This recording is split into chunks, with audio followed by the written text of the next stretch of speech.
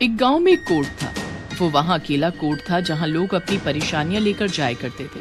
लेकिन वकील कम होने के कारण वहाँ कुछ लोग वकालत की भी पढ़ाई करते थे। ऐसे ही वहाँ दो बच्चे थे जिनका नाम संध्या और रवि था। रवि, तुम्हें पता है प्रियंका मैडम फ्री में वकालत पढ़ा रही हैं। कितना बढ़िया है, वरना बाकी लोग तो बहुत पैसे ले रहे हैं। क्यों ना हम भी प्रियंका मैडम के पास ही चलें। वैसे भी यहाँ के लोगों को वकीलों की बहुत जरूरत है। हाँ चलो, हम दोनों साथ में चलते हैं। संध्या और रवि प्रियंका के पास वकालत पढ़ने चले जाते हैं। तो तुम दोनों भी वकालत पढ़ने आए हो? जी मैडम, हमने सुना है कि आप फ्री में वकालत पढ़ा रही हैं और बाकी लोग बहुत ज्यादा पैसे ले रहे हैं, तो क्या आप हम दोनों को भी पढ़ा देंगी? प्रियंका हल्का मुस्कुराते हुए बोलती है, हाँ क्यों नहीं, मैं तुम लोगों की मदद करने ही तो यहाँ आई हूँ। तुम चिंता मत करो, मैं तुम लोगों को अच्छे से सारी वकालत पढ़ा दूंगी। तुम लोग आज ही से आ जाओ, अब आएगा मजा। मैं पढ़ाऊंगी अब सबको वकालत। रवि और संध्या प्रियंका के पास रोज पढ़ने जाने लगते हैं। उनको देख बहुत सारे बच्चे प्रियंका से वकालत सीखने के लिए तैयार हो जाते हैं। चलो, आज से हम एक नए सिद्धांत के बारे में जानेंगे, लेकिन ये सिद्धांत मैं सारे बच्चों को एक साथ नहीं पढ़ा सकती। इसीलिए मैं एक क्लास खत्म हो जाने के बाद केवल 2 बच्चों को रुकने को बोलूंगी। जो भी यहाँ रुकेगा वो नए सिद्धांत को पढ़ेगा और अपनी कॉपी में लिख के रख लेगा। तो फिर क्या वो हमें अपना लिखा हुआ देगा या हमें अलग से क्लास लेनी पड़ेगी? नहीं, सबको अपने अपनी कॉपी में खुद लिखना होगा। और आज प्रीति और शेखर नया सिद्धांत पढ़ने आएंगे। बच्चों के जाते ही प्रियंका अपना चुड़ैल का रूप ले लेती है। कितने भोले बच्चे हैं जो मेरी बात इतनी आसानी से मान जाते हैं।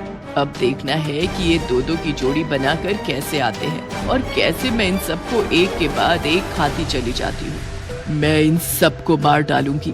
बच्चे प्रियंका की बात मान जाते हैं और दो की जोड़ी बनाकर रोज पढ़ने आने लगते हैं। लेकिन कुछ दिनों बाद प्रियंका उनसे बोलती है, सुनो सुनो तुम लोग, मैं कुछ दिनों के लिए अपने केस की वजह से बाहर जा रही हूँ, लेकिन तुम लोग जैसे मैंने तुम्हारी जोड़ी बनाई है वैसे ही रोज उसी समय पर आते रहना और जो मैंने लिखवाया है वो सामने वाले नोटिस बोर्ड पर दोबारा से लिखकर चिपकाते रहना। ऐसा तुम्हें तब तक करना है जब तक मैं वापस नहीं आ जाती। बच्चे प्रियंका के ना होते हुए भी उसके घर जाते हैं, लेकिन किसी को पता नहीं चलता और वो एक के बाद एक गायब होते रहते हैं। किसी को भी नहीं पता है कि मैं इसी शहर में रहकर इन बच्चों का शिकार कर रही हूँ। कितना सुकून मिलता है, रोज 2 शिकार खुद मेरे घर पर चलकर आते हैं। ऐसे ही प्रियंका रोज 2 करके बच्चों को खाती रहती है और उधर उनके घर वाले परेशान होते रहते हैं। रवि और संध्या बाजार अपने लिए कुछ नई किताबें लेने गए होते हैं। तभी उन्हें उन्हीं की क्लास के एक बच्ची की माँ दिखती है। बच्चों, तुम लोग यहाँ कैसे? तुम्हारी तो क्लास चल रही है ना? हाँ, चल तो रही है आंटी, लेकिन सिर्फ 2 बच्चों की। आज हमें नहीं जाना। 2 बच्चों की? लेकिन मेरा बेटा तो 10 दिन पहले ही गया था क्लास लेने और अभी तक नहीं आया। क्या तुम लोग मुझे अपनी उस टीचर का नंबर दे सकते हो? हाँ, नंबर तो आप ले लो आंटी, लेकिन मैडम अभी इस शहर में नहीं है।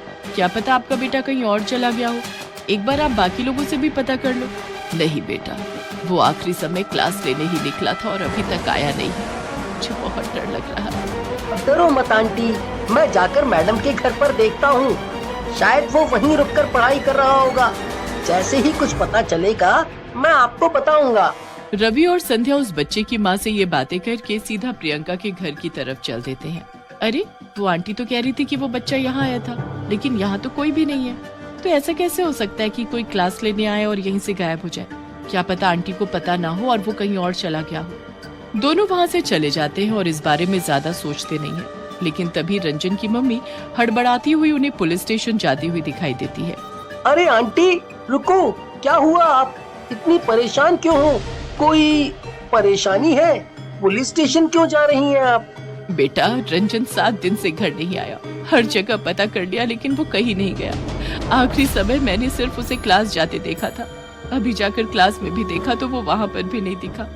वहाँ पर उसकी टीचर भी नहीं दिखी कि मैं उनसे कुछ पूछती। हाँ, वो हमारी मैडम अभी इस शहर में नहीं है, लेकिन जब से वो इस शहर से गई है तब से हमें ये दूसरी बार पता चल रहा है कि बच्चे घर नहीं। क्या ये किसी और के साथ भी हुआ है? मतलब कोई हमारे बच्चों को पकड़ तो नहीं रहा? मुझे जाने दो, पुलिस स्टेशन में जाकर देखना चाहती हूँ कि आखिर क्या हो रहा है। ठीक है आंटी, आप जाकर पुलिस को बताइए और हम जरा मैडम से बात कर लेते हैं। रवि प्रियंका को फोन लगाता है। पूरी घंटी बजने के बाद भी प्रियंका फोन नहीं उठाती। मुझे कुछ गड़बड़ लग रही है रवि, कहीं प्रियंका मैडम ही तो कुछ नहीं कर रही ना? तुम पागल हो, प्रियंका मैडम कितनी अच्छी हैं, वो हमें फ्री में पढ़ा रही हैं, वो हमारे साथ ऐसा क्यों करेंगी? कुछ भी मत सोचो। मैं सोच नहीं रही हूँ, मुझे जो लगा वो मैं बता रही हूँ। संध्या, मुझे लगता है कि हमें प्रियंका मैडम के घर जाकर रुककर वहाँ देखना होगा कि वहाँ ऐसा क्या हो रहा है जिसकी वजह से बच्चे घर नहीं जा पा रहे हैं। तुम भी क्या लोगों की बातों में आ रहे हो? तुम्हें तो पता है ना मैडम कितनी अच्छी है। दोनों अभी यही सब सोच रहे होते हैं और वहाँ प्रियंका एक और लड़के को मार कर खा रही होती है। मजा आ गया। बस ऐसे ही मुझे रोज दो लोग मिलते रहे तो शिकार करने का मतलब ही नहीं बनेगा। मैं ऐसे ही खा खा कर जिंदा रहूंगी और किसी को पता भी नहीं चलेगा। सब सोचेंगे कि मैं कितनी अच्छी हूँ। संध्या, मैं तुमसे एक बार और कहता हूँ, वरना मैं अकेला चला जाऊंगा। लोग गायब हो रहे हैं, इसका कुछ तो मतलब होगा, कोई तो कारण होगा ना। ठीक है बाबा, मैं चलती हूँ तुम्हारे साथ, लेकिन अगर कुछ नहीं निकला ना तो तुम खुद को कभी माफ नहीं कर पाओगे। संध्या और रवि प्रियंका के घर जाते हैं तो वो देखते हैं कि प्रियंका अपने असली रूप यानी चुड़ैल वाले रूप में किसी एक इंसान को मार रही है। अब वो दोनों बहुत डर जाते हैं। चल रवि, हमें यहाँ से जाना होगा, वरना वो हमें भी मार डालेगी। हम यहाँ से चलते हैं और फिर यहाँ कभी नहीं आएंगे। पागल हो गई है, मैं यहाँ से नहीं जाऊंगा। ये लोगों को मारती है और ना जाने कितनों को मार चुकी है। अगर हम आज यहाँ से भागकर चले गए तो ये फिर लोगों को मारेगी। रवि प्रियंका चुड़ैल के घर के पीछे जाता है और उसकी खिड़की से प्रियंका चुड़ैल को देखता है। उसको विश्वास नहीं हो रहा होता कि वो प्रियंका है। वो उसको फिर से एक बार रूप बदलते हुए देखना चाहता है। तभी प्रियंका चुड़ैल से फिर प्रियंका बन जाती है और वहाँ से निकल जाती है। मुझे समझ आ गया है, हमें क्या करना है, चलो यहाँ से। क्या समझ आ गया है? क्या करना चाहते हो मुझे भी बताओ। संध्या, चलो मैं बताता हूँ तुमको। चलो यहाँ से, मैं तुम्हें सब बता दूंगा। संध्या और रवि जल्दी से वहाँ से निकल जाते हैं। रवि, मुझे कुछ समझ में नहीं आ रहा है, तुम करना क्या चाहते हो? बस तुम इतना समझ लो, मैं जो भी करूँगा वो हम सब के लिए सही होगा।